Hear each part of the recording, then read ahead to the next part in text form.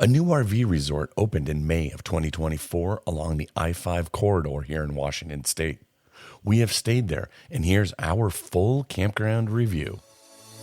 Welcome to RV Out West. I'm your host, Brooks. My family of four's base camp is located in the beautiful Pacific Northwest, and our RV adventures radiate out from there. Please grab a mug of coffee and join us as we discuss RVing around the American West. From sweet camping spots, gear and equipment, to tips and tricks, we've got you covered. We are RV Out West. And we're back. I hope that you had a wonderful holiday break and a great new year. I took the time to recharge my batteries with my family, and we had one grand adventure as we headed across the pond for the holidays. We toured around the English countryside, spent time bumming around London, and took the Channel under the Channel and spent New Year's Eve at the Eiffel Tower, and the days following enjoying everything in Paris. I'm excited about the show in 2025, and I've been busy even though I haven't been on the mic this last month. We've got big plans for 2025 that I can't wait to share with you when the time is right. It's going to be a great year. Now, on to the show. Angel of the Winds RV Resort is a brand new RV resort that opened Memorial Weekend of 2024. We headed there mid-November for a late shoulder season camping trip and to see it for ourselves. You know, the minute you arrive, that not only they are proud of that new resort, but the level of service is clear from the moment you check in. The front office is bright, airy, and clean. We were greeted as we entered by two wonderful employees who helped walk us through the check-in process, as well as answer any of our questions about our stay. The front office also doubled as a little store, which is often very typical of RV resorts. There was a small section of some RV supplies, t-shirts, stickers, and other souvenirs, along with a few grocery items, but they also had wine, beer, and spirits. We arrived around 7 p.m. on Friday night and had no problems locating the campground and getting our campsite all set up. The check-in process was a breeze. Check-in time is 2 p.m. for RVers, 4 p.m. for yurts, and checkout time is 11 a.m. for both campsites and yurts. A little about the Angel of the Winds RV Resort. They have 156 pull-through RV sites with an additional 24 back-in RV sites. And for any listeners who might be looking for a place to go with some of their non-RVing friends and family, they also have 8 beautiful luxury yurts. All the campsites have full concrete pads, they're level, and the sites are large too and have great landscaping, all with relatively large yards for these RV sites. Located off I-5 and 65 miles south from the border crossing at Peace Arch Park to being 50 miles north of downtown Seattle, the Angel of the Winds RV Resort could make for a great stop if you have a couple of days to spend. They offer a lot of amenities at the RV resort with a fancy mini putt-putt golf course, a clubhouse with a pool and a hot tub, a children's playground with a huge slide that was a hit with our kids, to even a couple of pickleball courts. This RV resort could be a great destination in and of itself, even with all the activities you can do up at Angel of the Winds Casino. For our long weekend, we arrived at the resort around 8 p.m. on Friday night. This place is relatively close to our home, so it was easy weekend getaway campground for us. I'm not much of a fan of setting up our campsite in the dark, but when it is starting to get dark earlier and earlier, there really is no other way for us working folk to get there soon enough to set up in the daylight, unless, of course, I take like a half day off from work. While it is not ideal, it is doable, and to me, it's more important to get out there and go camping than to be worrying about setting up in the dark. Like I had mentioned previously, the sites are pretty amazing. They are paved and level with beautiful landscape, and unlike many other RV resorts, they have provided a fair amount of space between the sites, so you do have some privacy and you don't feel so packed in. I do want to mention something about their water. We use a Clear 2.0 two-stage water filter system with their Dirt Guard and solid state graphite filter, but the water here is from a well system.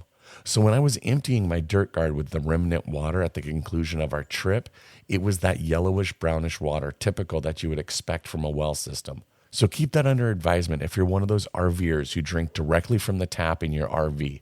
You may want to use bottled water during your stay here. The bathhouse is a very nice bathhouse as well. While we are self-contained in our 26-foot Jayco trailer, we don't use a bathhouse that often, but I still wanted to go check them out.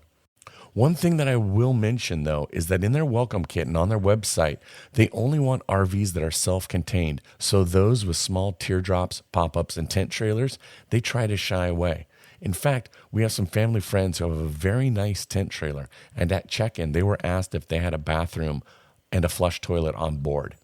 This seems a little odd to me since they have such nice bathhouses. I'm really not sure why they have this rule.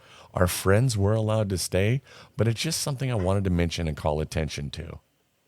This RV resort also has a yurt village, and while that isn't necessarily a big deal for me, it is a spacious village. So if you do have family or friends who don't RV camp, this could be a great place where you could all stay.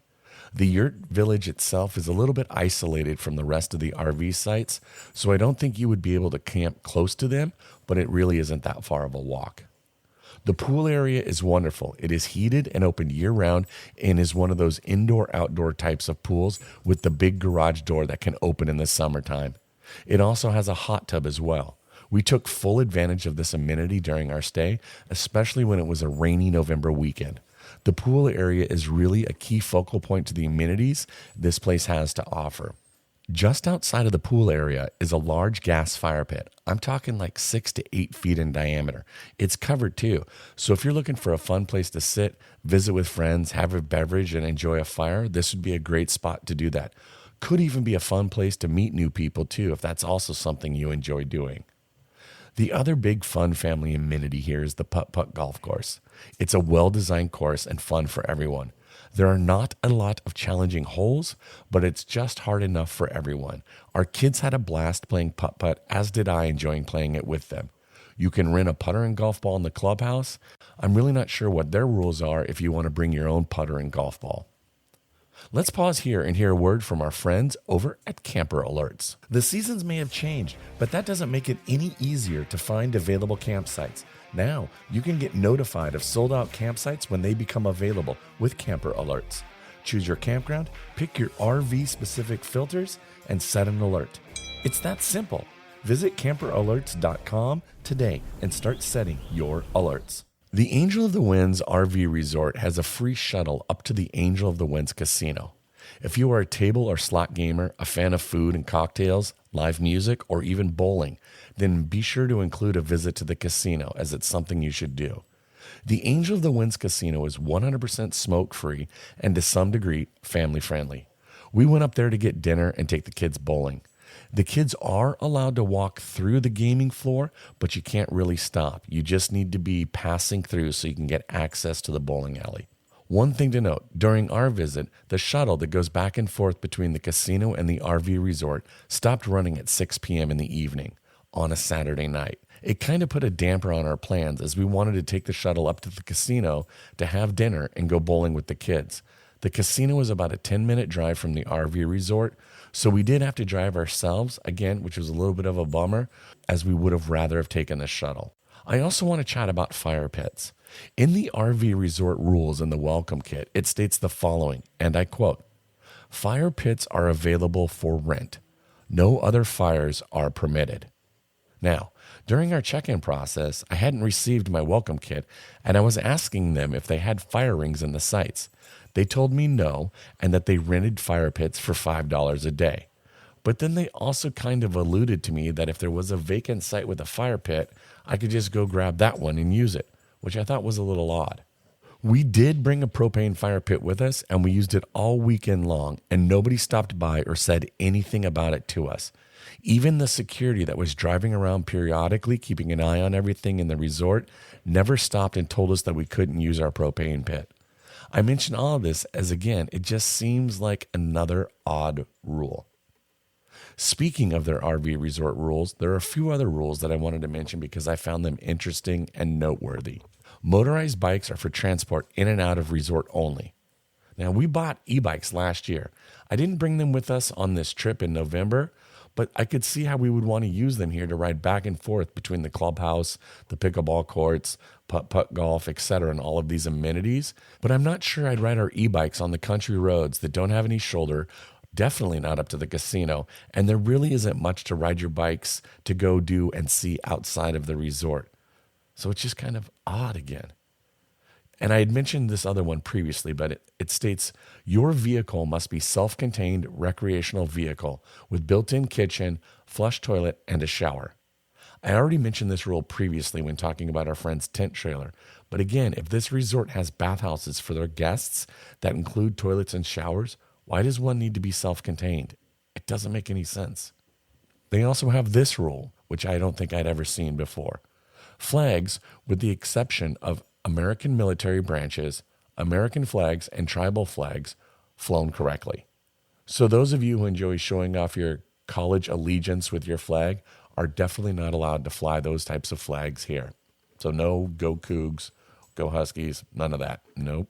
Overall, this is a brand new RV resort to stay at with big, beautiful RV sites, fun amenities for the whole family, and is an easy on-off from Interstate 5 near Arlington.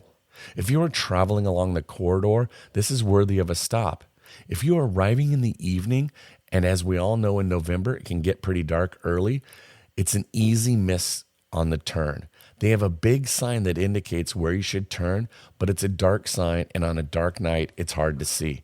I do wish that in the future they would consider adding lights to increase its visibility. You can learn more about this campground over at www.rvwins.com.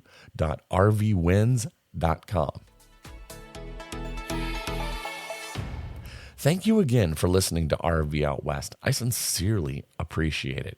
If you like this episode, please share it with your family and friends. I'd also like to invite you to follow RV Out West on Instagram and Facebook, where you can join in on the conversation. Our next episode next Monday, it's going to be a wacky one. Finding the oddities in the Pacific Northwest always make for fun roadside attractions that you got to check out. We're going to share our top 10 list so you can add them hopefully to your upcoming RV travel plans this year. It'll be a silly and fun episode, so be sure to tune in next week. Thanks so much for listening to RV Out West. Join us again next week. Please like and subscribe to our podcast on Apple Podcasts or wherever you choose to get your podcasts so you never miss an episode. I sure would appreciate it if you left a rating or a review of the show. Special thanks to Scott Holmes Music for providing us the intro song, We Are One. RV Out West can be found on Instagram and Facebook, where you can interact with us and follow along on our RV adventures around the Pacific Northwest. So get out there, explore, and go see what's beyond the horizon.